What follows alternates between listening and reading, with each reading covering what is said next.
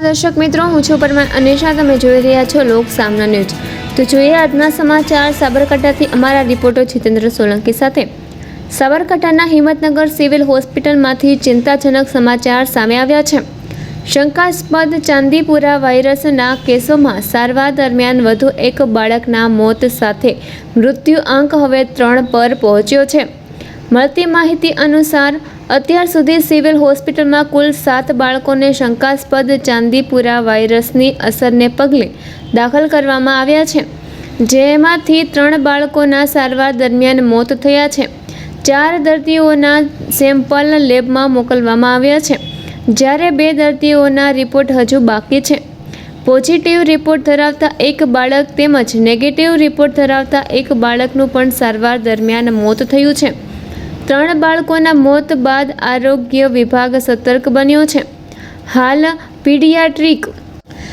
Paediatric વિભાગમાં શંકાસ્પદ દર્દીઓની સારવાર ચાલી રહી છે અને 2 બાળકો વેન્ટિલેટર પર સારવાર હેઠળ હોવાનું જાણવા મળી રહ્યું છે.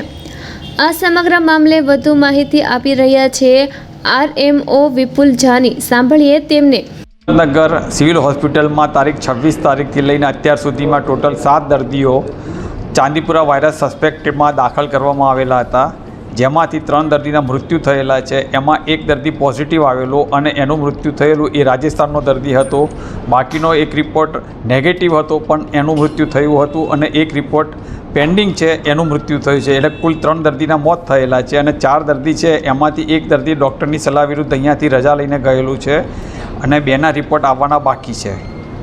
2024માં પણ લગભગ 7-8 દર્દીના મૃત્યુ થયેલા હતા. 2024માં પણ ચાંદીપુરમ વાયરસ જ્યારે આવ્યો ત્યારે આવું બની ગયેલું છે. અત્યારે પીડિયાટ્રિક વિભાગમાં નીચેના ગ્રાઉન્ડ ફ્લોર ઉપર સારવાર હેઠળ છે. પીડિયાટ્રિક ટીમ એમની સારવાર કરી રહી છે.